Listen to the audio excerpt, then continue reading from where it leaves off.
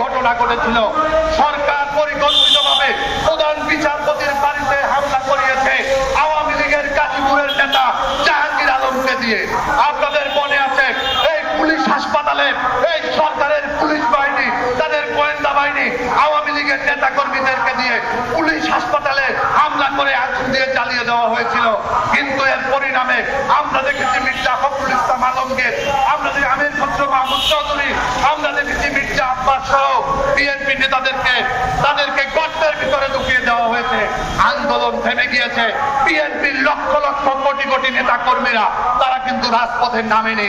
তারা যদি 28 তারিখের পর থেকে রাজপথে অবস্থান নিত, তাহলে বাংলাদেশের ইতিহাস, বাংলাদেশের কালিমা গোপন করার দুঃসাহস শেখ হাসিনা দেখাতে পারত না।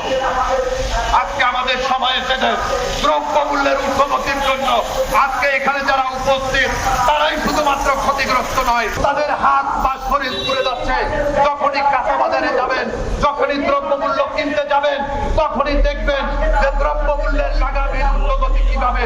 আজকে 1 টাকা, কালকে 3 টাকা, পরশু 5 টাকা, পরের দিন 10 টাকা, লাফিয়ে লাফিয়ে তারপরে এই দ্রব্যমূল্য বাড়ছে।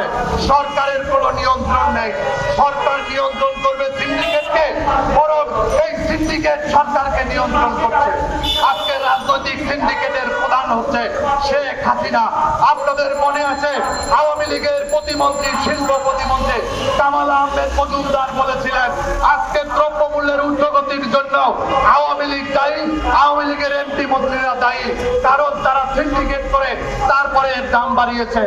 আমরা শুনি ডিমের দাম নাকি ডিম আমদানি করতে হবে, আমদানি করতে হবে। আপনি আনেন, আপনাকে আনতে কে বলেছে? মানা কে করেছে? আপনি ডিম আমদানি করবেন বলে ঘোষণা দিয়ে বাংলাদেশের সিন্ডিকেট